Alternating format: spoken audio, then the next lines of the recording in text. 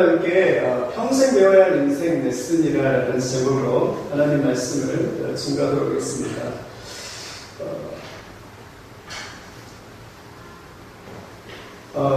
우리가 세상에 살아가면서 우리 사람은 만들어져가는 존재입니다. 여러분 처음에 태어날 때부터 완성된 존재로 태어나는 것이 아니라 사람은 점점 만들어져 갑니다. 우리 중에 누구 한 사람도요 이렇게 다 완성된 존재로 이렇게 태어나지 않습니다. 동물이나 짐승을 보면 처음부터 이렇게 직립보행을 하면서도 걸으면서 이렇게 자라고 바로 이렇게 큰 몸짓을 하고 이렇게 태어나는 걸 볼 수가 있는데, 이상하게 사람은 어려서부터 태어나서 점점 자라가는 존재입니다. 그래서 우리는요 미완성의 존재예요. 우리가 완성된 존재가 아니라 미완성의 존재로 이렇게 살아갑니다. 저는 그래서 이렇게 노래가 있지 않습니까? 인생은 미완성. 이진관 씨가 저도 굉장히 올드하네요. 인생은 미완성. 쓰다가 남은 편지. 그래도 아름답게 써가야 돼. 인생은 미완성. 그리다가 많은 그림. 그래도 아름답게 그려야 돼. 그 가사가 참 좋은 것 같아요. 인생은 미완성. 저도 그렇습니다. 끊임없이 우리가 완성되어져 가는 그러한 존재로 이렇게 살아가는 것이에요. 계속 완성되어져 가야 됩니다. 그래서 우리에게 필요한 것은 여러분, 그래서 평생 배워야 됩니다. 우리가 하나님 앞에서요 평생 배워야 돼요. 우리가 평생 교육이라고 하지 않습니까? 배움을 멈추는 그 순간에 우리는 성장을 멈추게 되는 것이에요. 우리가 배움을 멈추는 그 순간에요 우리가 정말 하나님 앞에서요 영적인 성장을 멈추게 될 것입니다. 그래서 믿음의 사람들은요 계속 배워가야 됩니다. 배워갈 뿐만 아니라 더 배워야 돼요. 하나님을 안 믿는 사람보다 더 배워야 됩니다. 왜냐하면 우리는 두 가지를 살아가잖아요. 하나는 세상을 살아가고 하나는 영적인 일을 살아가잖아요. 우리는 그래서 더 배우고 더 이렇게 성장해 가야 됩니다. 절대로 배움을 멈추지 않기를 예수님의 이름으로 축원드립니다.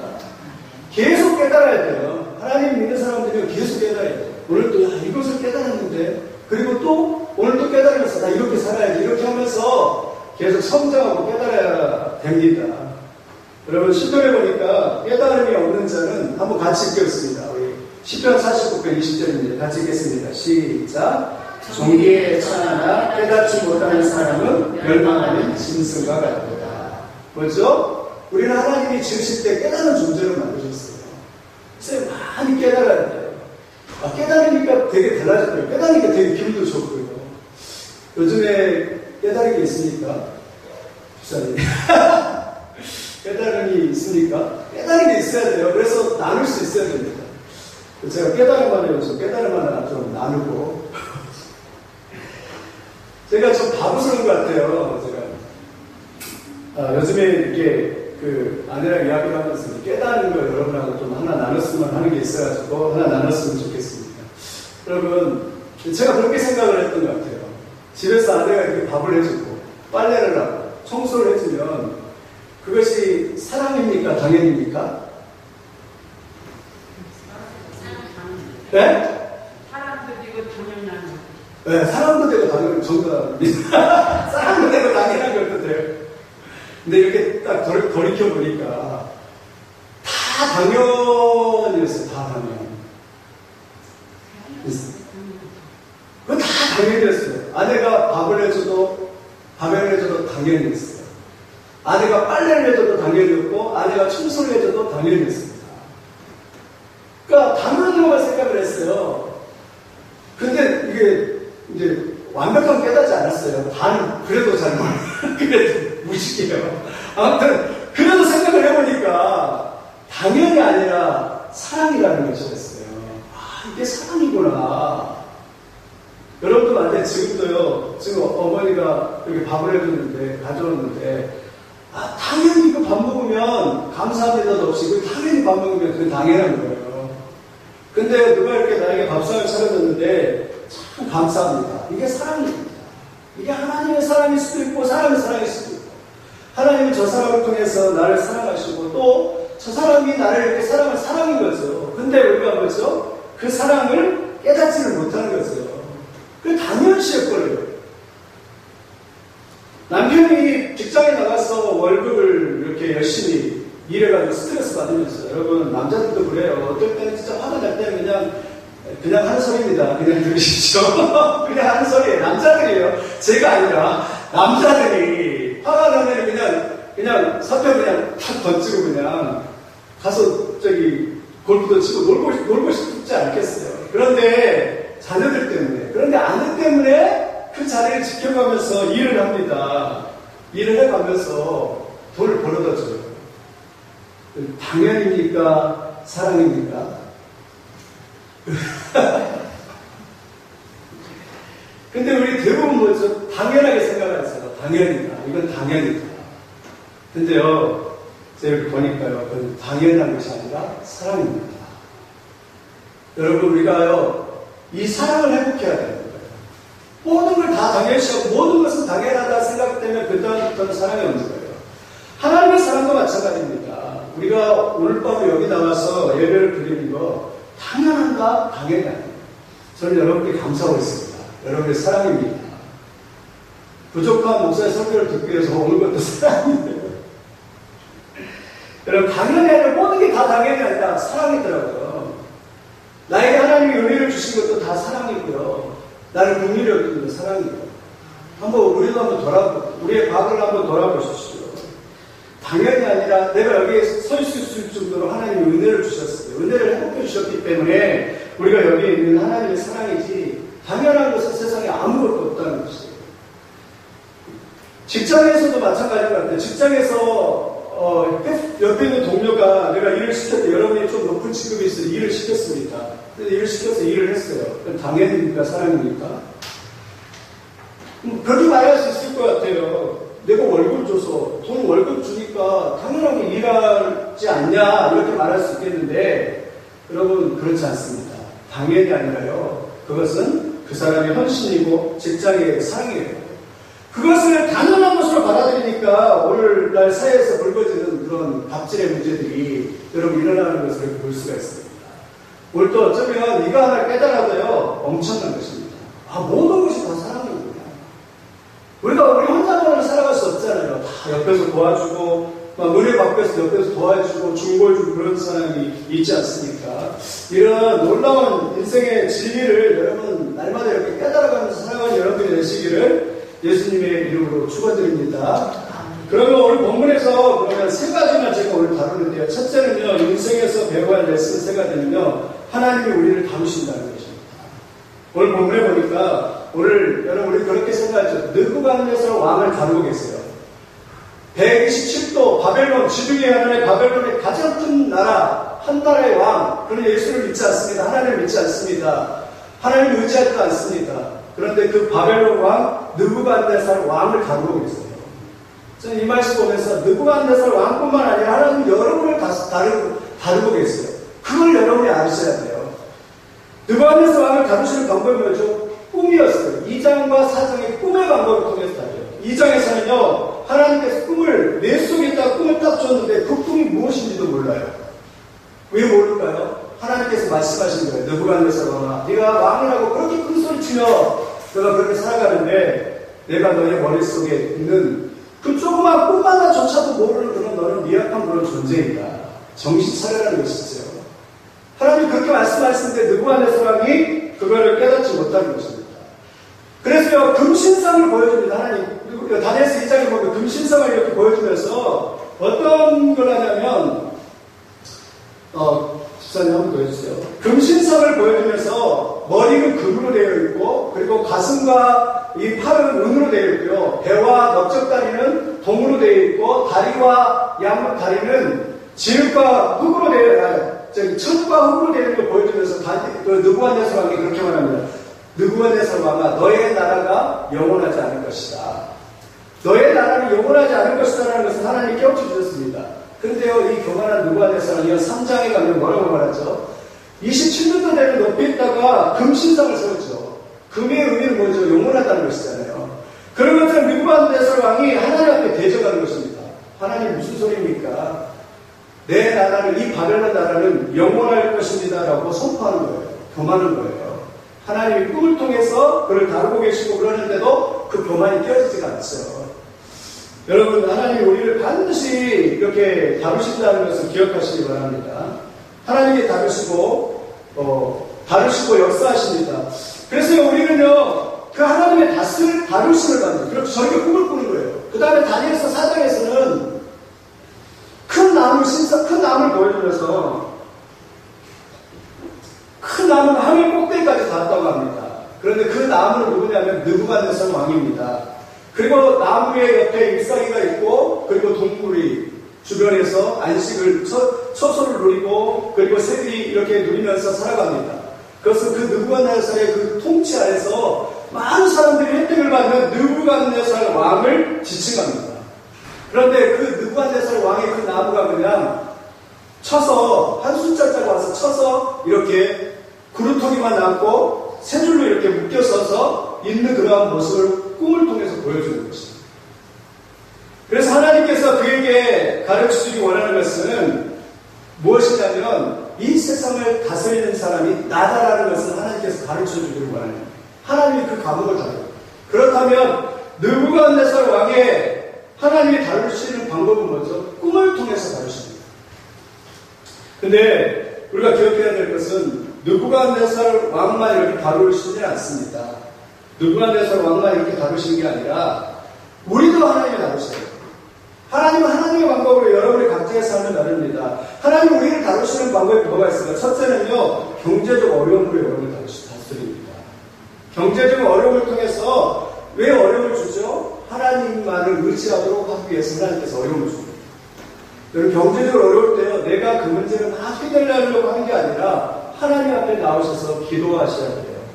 그걸 통해서 우리를 다루시는 거예요. 우리가 하나님을 의지하도록 만드는 것입니다.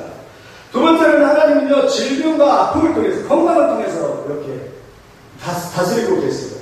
어떤 사람은요, 하나님께서 건강을, 아픔을 통해서 그 사람을 다스립니다. 왜냐하면 그것이 아니면 그 사람이 이렇게 하나님의 말씀에 잘 들리지 않고 순종하지 않기 때문입니다. 여러분, 어떤 분은 질병과 아픔이 있을 때, 그때도요, 우리가 의사를 바로 찾아가기보다는 어떻게 해야 되죠?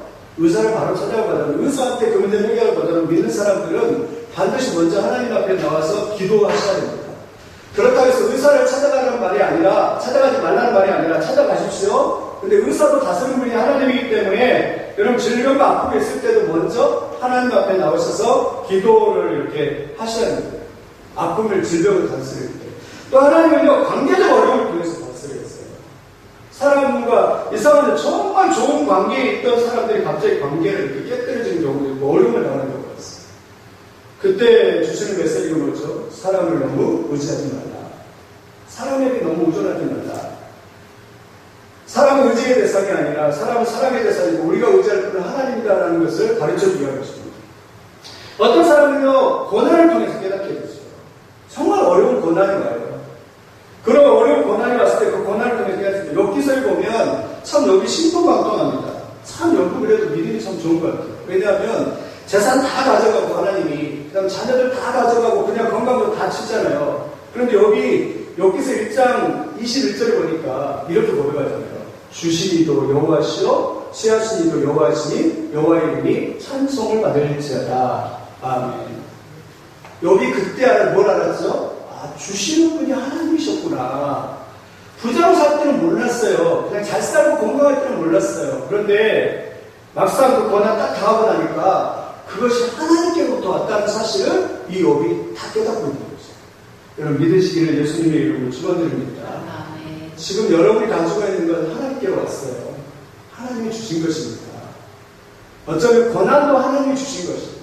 고난을 기뻐하십시오. 야고보서 1장 2절에 너희가 여러 가지 시험을 만나도 온전히 기쁘게 여기라 했습니다.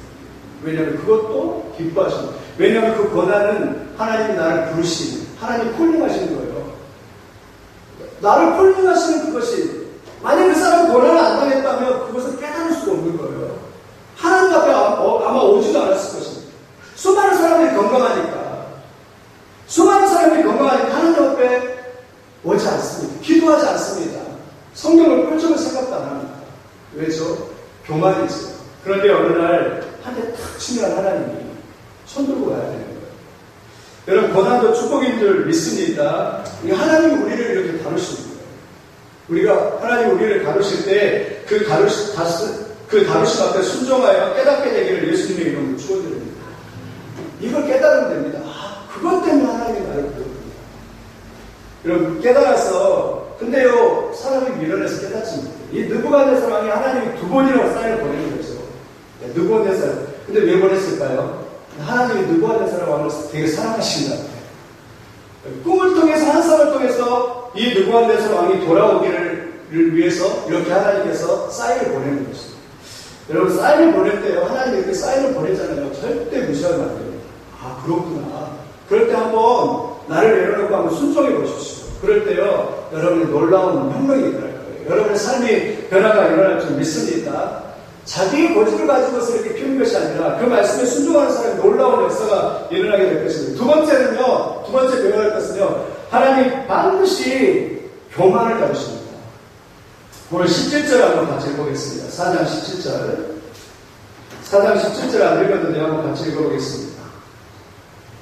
같이 읽겠습니다. 시작. 이는 숫자자들의 명령대로 거룩한 자들의 말대로이니 지극히 높으시니까 사람의 나라를 다스리며 자기의 뜻대로 그것을 누구에게든지 주시며 또 지극히 천한 자를 그 위에 세우시는 줄을 사람들이 알게 하려 하셨느니라. 또 25절 한번 같이 읽겠습니다. 시작. 왕이 사람에게서 쫓겨나서 그 짐승과 함께 살며 소처럼 풀을 먹으며 하늘 이슬에 젖을 것이요 이와 같이 7대를 지낼 것이라. 그때 지극히 높으시니까 사람의 나라를 다스리며 자기의 뜻대로 그것을 누구에게든지 주시는 줄을 아시리이다. 느부갓네살 꿈을 꿀 때 그 꿈의 핵심은 뭐냐면 느부갓네살 왕 네가 이 온 우주를 통치하고 다스리는 자가 아니라 하나님 내가 이 우주를 통치하고 다스리고 그리고 그 자리를 주는 사람이 나다라는 것을 이 느부갓네살에게 가르쳐 주기를 원했습니다. 또 다니엘을 통해서 25절에 다니엘을 통해서 해석도 마찬가지입니다. 너가 아니다 나다. 이 우주의 절대 주권을 가진 사람은 나다라고 그렇게 말씀을 하고 있습니다. 그런데 느부갓네살이 깨달았다고요? 깨닫지 못합니다. 한번 30절 한번 같이 읽겠습니다.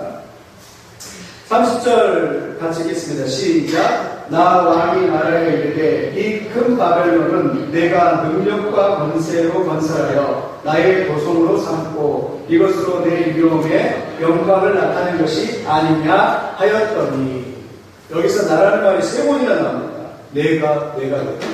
내가 이 능력과 권세로 이 바벨론 큰 나라를 세웠고 나의 도성을 삼고 이것을 내 위엄과 영광으로 이것을 내가 했다라고 그렇게 말했어요.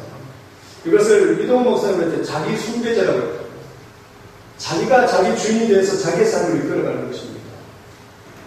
이것이 얼마나 여러분 큰지 알겠어요. 자기가 주인이 되는 거예요. 우리 하나님을 믿는 사람들은 내가 주인이 아니라 하나님이 나를 내려놓습니다. 하나님이 주인 되어 주시옵소서. 그런데 이 느부갓네살 왕이 자기 숭배예요. 자기가 주인이 되어요. 인생을 자기가 살아야 해요. 그리고 이 모든 것이 다 나를 통해서 왔다라고 그렇게 풍소를 칩니다. 근데 하나님 계속 말씀하는 거죠. 아니다. 내가 이 나라를 다스리고 모든 것을 주시는, 너의 권자를 주는 절대 주권자의 통치자라고 그렇게 하나님께서 말씀하는 것입니다. 그런데요, 여러분, 뭐죠? 이 느부갓네살 왕이 그걸 깨닫지 못하고 있어요. 여러분, 이런 은혜가 있기를 예수님의 이름으로 축원드립니다. 우리의 모든 절대 주권을 가지고 우리를 다스리시는 분은 하나님이십니다. 그래서 하나님 우리에게 겸손을 가르치고 계세요. 교만하면 절대로 은혜를 못 받습니다. 내가 누군데 이러면 은혜를 못 받습니다. 하나님 내가 누구가 내가 나같이 부족하고 연약한 자를 하나님 구원하여 주셔서 하나님 백성 삼아주시면 감사합니다. 그래서 하나님의 은혜는요 반드시요 겸손한 자에게 임하게 되었습니다. 그래서 베드로전서에 이렇게 말합니다. 베드로전서 우리 한번 같이 읽어보겠습니다. 베드로전서 5장 5절 이렇게 말합니다. 같이 읽겠습니다. 시작. 하나님은 교만한 자를 대적하시되 겸손한 자들에게 은혜를 주십니다. 야고보서 4장 6절입니다. 하나님이 교만한 자를 물리치시고 겸손한 자에게 은혜를 주신다 하느니라. 잠언 16절 18절입니다. 교만은 패망의 선봉이요 거만한 마음은 넘어짐의 앞잡이니라. 하나님이 교만한 사람을 대적하신대요. 이 대적이라는 단어를 썼어요. 베드로 사도는. 야고보 사도는 교만한 자를 물리치신다고 했습니다. 잠언을 그렇게 말합니다. 솔로몬이요 교만은 패망의 선봉이다라고 말합니다. 넘어짐의 앞잡이다라고 그렇게 말합니다. 교만한 사람에게는 욕이 오고 겸손한 사람에게는 영광이 온다라고 잠언서에 그렇게 말씀하고 있습니다. 그래도 우리도요, 자꾸 나를 내려야 돼요. 나를 끌어내려야 돼요. 자꾸 내가 올라가려고 하고 내가 높아지려고 하면 자꾸 내려. 하나님 맞습니다. 나는 아무것도 아닙니다. 내가 하나님의 은혜로 살아갑니다. 하나님의 도움으로 살아갑니다. 자꾸 교만해지려면 자꾸 나를 끌어내려야 돼요. 우리 본성이 그래요. 우리 본성이, 우리는 죄된 본성이 있어가지고 자꾸 높아지려고요. 자꾸 교만해지려고 합니다. 근데 그걸 끌어내려야 돼요. 그래서요, 여러분, 기도의 자리에 나와야 돼요. 기도 안 하는 사람, 교만한 사람입니다. 자꾸 하나님 앞에 더 나가야 돼요. 하나님 은혜를 주십시오. 하나님 역사해 주십시오. 더 큰 은혜를 받기를 원합니다. 더 하나님 앞에 예배 자리하고 기도의 자리에 나가야 돼요. 배움을 멈추지 말고 더 기도의 자리에 나가고 은혜의 자리에 나갈 때 겸손한 사람이 될 줄 믿습니다. 그러면 삶의 문제가 다 해결이 돼요. 내가 갖고 있는 문제들이 다 해결될 줄 믿습니다. 근데 자꾸 내가 교만해져서 기도의 자리도 안 나오고 예배 자리에 안 나오면 어떻게 되죠? 더 교만해지는 거죠. 어떤 사람이 그랬다고 합니다. 하나님한테 불평을 했대요. 이 호박, 이게 농부인데요. 어떤 농부가 이제 일을 하다가 더워가지고 호두나무 아래 가서 이렇게 이제 쉬면서 옆에 이렇게 눈이 호박나무에 이렇게 멈추더래요. 보니까 호박나무 옆구는 굉장히 가난하고 연약하잖아요. 그런데 호박을 엄청 큰 거를 주셨잖아요. 하나님한테 불평이 들더래요. 아니, 하나님 호박줄기가 이렇게 연약한데 도대체 왜 그렇게 큰 호박단을 거기다 달려주셨습니까? 그렇게 불평을 했대요. 근데 또 이렇게 하늘을 쳐다보니까 이 호두나무가, 아니 이렇게 호두나무가 하나님 큰데 달려면 이 조그만한 호두나무를 주셨냐고, 호박덩이만한 큰 거를 주셔가지고 많이 달아주시지 왜 그러셨냐고 그랬대요. 그러다가 이제 헛생각을 하다가 자기를 다 들었다고 합니다. 그런데 갑자기 위에서 호두가 뚝 떨어지면서 이마에 팅 맞아가지고 갑자기 자기 뚝 이렇게 깨면서 그가 그걸 깨달았대요. 그렇구나. 저 큰 호박덩어리를 호두 안에 달아놨으면 지나가다가 맞아서 지치가 있어야 많을 텐데 하나님께서 이 조그만 호두를 두셔가지고 이렇게 안전할 수 있구나, 이걸 깨달았대요. 여러분, 하나님의 다 섭리가 있는 것입니다. 하나님의 뜻이 있는 것입니다. 모든 일에는 하나님의 뜻이 있고 하나님의 섭리가 있습니다. 그런데 그걸 깨달았는데, 근데 느부갓네살 왕이 깨닫지를 못하는 거예요. 참 이상합니다. 깨달으면 얼마나 좋을까요? 하나님 사실은 환상과 꿈을 보여주신 것은 깨달으라고 주신 것이거든요. 그런데 그것을 깨닫지를 못하는 거예요. 그럼 세 번째 인생의 진리는요, 여러분, 깨달으면요, 은혜가 임합니다. 오늘 본문에 한번 또 보겠습니다. 오늘 본문에 보면 29절 한번, 다니엘서 4장 29절부터 한번 같이 읽겠습니다. 29절부터 28절입니다. 29절 30절 한번 30절 31절까지 한번 같이 읽겠습니다. 시작. 12달이 지난 후에 내가 바벨론 왕 지붕에서 번일세 나 왕이 말하여 이르되 이 큰 바벨론은 내가 능력과 건설을 건설하여 나의 보석으로 삼고 이것으로 내 위엄의 영광을 나타낸 것이 아니냐 하였더니 이 말이 아직도 나 왕의 입에 있을 때 하늘에서 소리가 내려 이르되 느부갓네살 왕아 내가 말하노니 나라의 왕위가 내게서 떠났느니라. 언제 나라의 왕위가 떠났죠? 12달 지난 후에요.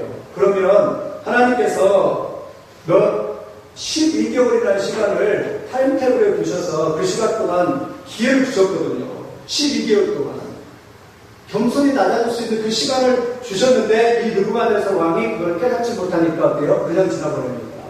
그리고 어떻게 하죠? 내가 이 큰 나라가 왕이 된 것은 나 때문이라 그렇게 교만할 때 하나님께서 하늘에서 소리가 나서 이렇게 말합니다. 큰 소리를 말하는데 왜 소리가 났을까요? 깨닫지 못하니까. 깨닫지 못하니까 하나님의 소리가 나서 이렇게 말합니다. 느부갓네살 왕아 내가 내게 말하노니 나라의 왕위가 내게서 떠납니다. 깨닫지 못하니까 이 느부갓네살 왕이 이 예언대로, 이 예언의 말씀대로 소처럼 뿔을 뜯어먹게 되고, 그리고 뭐죠? 이 짐승처럼 막 새의 발톱, 손톱처럼 그렇게 되고, 그런 독수리 뭐 그런 개처럼 그렇게 이렇게 이런 사진을 찾아보니까 이렇게 되더라고요. 이런 존재가 됩니다. 실제로 바벨론이 그랬다고 합니다. 이렇게 그러니까 그러니까 하나님께서 이 머리에 뇌에 하나 슬쩍 탁 건드렸는데 정신병 확 해버린 거예요. 그래서 그 기간이 몇 년이요? 3년 반 동안 3년 반 동안 정신이 그냥 나가서 짐승처럼 옥상에서 이렇게 지내게 되는 거예요. 여러분 자꾸 이렇게 바람 쐬다 해갖고 바람 쐬는 거 좋아하지 마십시오. 이별을 보니까 29절을 보니까 바벨론 왕이 지붕에 걸려있어요. 이 29절에 지붕에 걸려있어요. 다윗도 지붕에 걸리다가 바삭바삭 일어났고요. 별로 지붕이 별로 역사가 안 좋은 것 같아요. 그렇게 하는데 여러분 자꾸 바람 쐰다고 지붕을 하면 안 되는 것 같아요. 그런데 여러분 지붕도 없죠. 근데 왕궁에 지붕이 있는데 지붕에 올라가서 이렇게 하다가 그냥 3년 반 동안 7대라고 그랬잖아요. 3년 반입니다. 그들은 2개월밖에 없어가지고 그 계절이 2개월 계절밖에 없어가지고 3년 반 동안 그래서 이 짐승처럼 되어가지고 그렇게 살아가게 됩니다. 특별히 이 바벨론에서 사람이 미치면은요, 더군다나 왕이잖아요. 죽이지 못하고 쇠사슬로 꽁꽁 묶어가지고 옥상에다 놔뒀다고 그렇게 말합니다. 그런데요, 사실 이것도 은혜예요. 하나님의 은혜입니다. 보통 이 정도 되면 그냥 죽이거나 이랬을 텐데 하나님이 기회를 또 주신 거예요. 그러니까 하나님께서 이렇게 징계하면서 느부갓네살을 굉장히 사랑합니다. 근데 언제까지 됩니까? 그것을 깨달을 때까지. 뭘 깨달아요? 이 세상을 통치하고 다스리시는 분이 하나님이시다는 것을 깨달을 때까지 3년 반 동안 딱 두는 거예요. 그러면서 3년 반 동안 딱 두면서 이제 3년 반 동안 얼마나 힘들겠습니까? 실제로 그래요. 그러니까요, 여러분 교만병이 걸리면 자기 신경병이 걸리면 정말 힘든 거예요, 사실은. 내가 막 대단한 사람처럼 나에게만 막 집중되어가지고 살아가는 것은 정말 힘든 겁니다. 여러분, 나에게 너무 집중하지 않기를 예수님의 이름으로 축원드립니다. 예배가 좋고 기도가 좋고 뭐냐면요, 하나님 앞에 집중하게 돼요. 그러니까 굉장히 자유가 임하게 되는 거예요. 나한테 집중하는 것은 하나님 앞에 집중하니까 내가 그냥 편안하게 내가 내려져 버리는 거예요. 그런데 이 느부갓네살이 온통 자기에게 집중되니까 결국 그냥 미쳐가지고 정신병에 들어가지고 3년 반 동안 이렇게 지내고 있는 그런 말씀입니다. 그렇게 힘들어요. 여러분, 자기에게 이렇게 사람에게 집중하는 건 힘든 겁니다. 우리가 왜 자유롭죠? 그냥 하나님께 집중하잖아요. 하나님, 나 별거 아니에요. 도와주세요. 이러고 끝이잖아요. 우리가 우리 자신에게 집중하는 한 자유가 없습니다. 그런데 하나님께 집중하는 자유가 있는 거예요.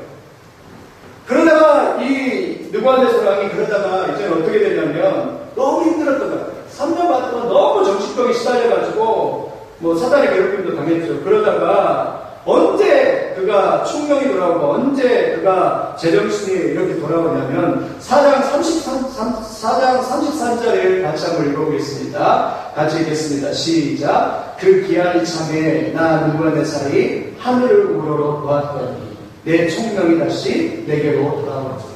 저는 이 장면 보면서 그런 생각이 들어요. 너무 힘들어가지고 그냥 기력도 없이 그냥 하나님을 다 보면서 눈물을 쭉 흘리면서 하나님, 나 힘들어요. 이 한마디 딱 했는데 그때 하나님께서 총명이 딱 들어온 것 같아요. 여러분, 그게 기도예요. 하나님, 나 힘듭니다. 하나님 도와주세요. 그러니까 총명이 그냥 그 순간에 쏙 들어오는 거예요. 그렇게 자기 문제에 집중하고 자기에게 집중했더니 그런 은혜가 안 임했는데 날이 탁 내려놓고 하나님께 딱 집중하는 그 순간에 총명이 탁 들어와서 이 느부갓네살 왕이 다시 왕에게 복귀보고 하게 되는 것입니다. 여러분, 이런 은혜가 있기를 예수님의 이름으로 축원드립니다. 우리가 하나님을 딱 집중하는 그 순간에 회복이 딱 일어납니다. 우리가 얼마나 세상에 살면서 문제에 집중할 때가 많잖아요. 그리고 관계에 집중할 때가 많고 사람에 집중할 때가 많잖아요. 그런데 하나님께 집중할 때, 하나님을 바라볼 때, 여러분, 오늘도 느부갓네살 왕이 하늘을 우러러본 것처럼 하늘을 우러러보시길 예수님의 이름으로 축원드립니다. 그랬더니 총명이 들어와서 그가 찬양하고 경배하고 그의 곳에는 영원한 곳에 그의 나라는 대대에 이르다. 근데 이 놀라운 이 사실은요, 여러분, 사장을 자세히 읽어보면 사실은 이것이요, 느부갓네살의 간증문이에요, 간증문. 한번 볼까요? 4장 보겠습니다. 4장 1절입니다. 4장 1절 같이 읽겠습니다. 4장 1절을 같이 읽겠습니다. 시작. 느부갓네살 왕은 천하에 거주하는 모든 백성들과 나라들과 각 언어를 말하는 자들에게 조서를 내리노라. 원하노니 너희에게 큰 평강이 있을지어다. 무슨 말이에요? 각 모든 언어를 가지고 조서를 내려서 간증문을 발표를 한 거예요. 내가 전에 내가 내 존재도 모르고 하나님 앞에 까불었는데, 그래서 내가 이 고통을 당하면서, 짐승처럼 그런 고통을 당하면서 내가 어느 순간에 하나님을 탁 바라봤더니 하나님께서 나에게 충명을 주셨고 은혜가 다시 돌아왔다라고 그렇게 합니다. 그리고 그 하나님은 만왕의 왕이시고 만져주시고 모든 걸 다스리고 통치하신 하나님이다라고 그렇게 이 느부갓네살 왕이 지금 고백하고 있는 것입니다. 이건 간증문이에요. 여러분, 우리가 깨달아야 될 것 하나님입니다. 하나님이 모든 것을 다스리고 모든 걸 인도하시고 모든 걸 함께 하십니다. 우리의 신앙 고백 속에서 우리의 전 존재가 마음에서부터 정말 그것을 인정하고 그것을 여러분 인정할 때에 우리의 신앙이 온전히 되는 거예요. 그런데 잘 안 되잖아요. 그렇죠. 계속 우리 힘으로 살아가고 내 능력으로 살아가고 그렇게 살아가는 그게 우리의 본성이에요. 오늘 또 이런 은혜가 회복되기를 바랍니다. 그러려면 적용을 하면 기도를 회복하셔야 돼요. 기도 없이는 절대 안 됩니다. 그냥 내가 내 힘의 문제를 이렇게 살아가는 게 아니라 하나님 앞에 기도를 통해서 하나님을 우러러볼 수 있어야만이 회복이 되는 거예요. 믿는 성도가 그냥 내 위로를 가지고 된다 있을 수 없습니다. 여러분 반드시 기도의 자리로 예배의 자리로 나오셔야 돼요. 그래야지만이 이게 회복될 수 있습니다. 어떤 사람은 이렇게 큰 소리 치는데 신앙은요 절대로 큰 소리 못 칩니다. 기도 없이는 하나님 앞에 은혜가 없어요. 그러나 아무리 부족해도 기도하면 은혜가 임하게 돼요. 기도하면요 은혜가 임해서 그 삶이 굉장히 매끄럽습니다. 성령 충만하면 매끄러워요. 그런데 기도가 없으면 굉장히 목말라 있어요. 영적 갈급함을 가지고 살아가는 거예요. 채워지지 않습니다. 세상에 아무것도 좋은 것도 아무리 좋은 것들을 이렇게 주어도 그게 채워지지 않아요. 여러분 오늘 밤도 이렇게 하나님 만나는 놀라운 축복의 역사가 있기를 예수님의 이름으로 축원드립니다. 말씀을 마치겠습니다. 우리가 평생에 배워야 될 것, 여러분 하나님이 우리를 다루신다는 사실. 그리고 그 방법은 다 다릅니다. 저를 다루신 방법이 다르고 여러분 다루신 방법이 다르요. 지금 여러분 하나님의 앞에 무엇을 다루심을 받고 있습니까? 그걸 한번 뛰어넘어 보십시오. 하나님 말씀하셔서 뛰어넘으십시오. 그 다음에 하나님 반드시 겸손을 요구하십니다. 겸손이다. 모든 우주를 통치하고 계시는 하나님이시고 그분 앞에서 순종하기를 원하시는데 이런 놀라운 역사가 있기를 예수님의 이름으로 축원드립니다.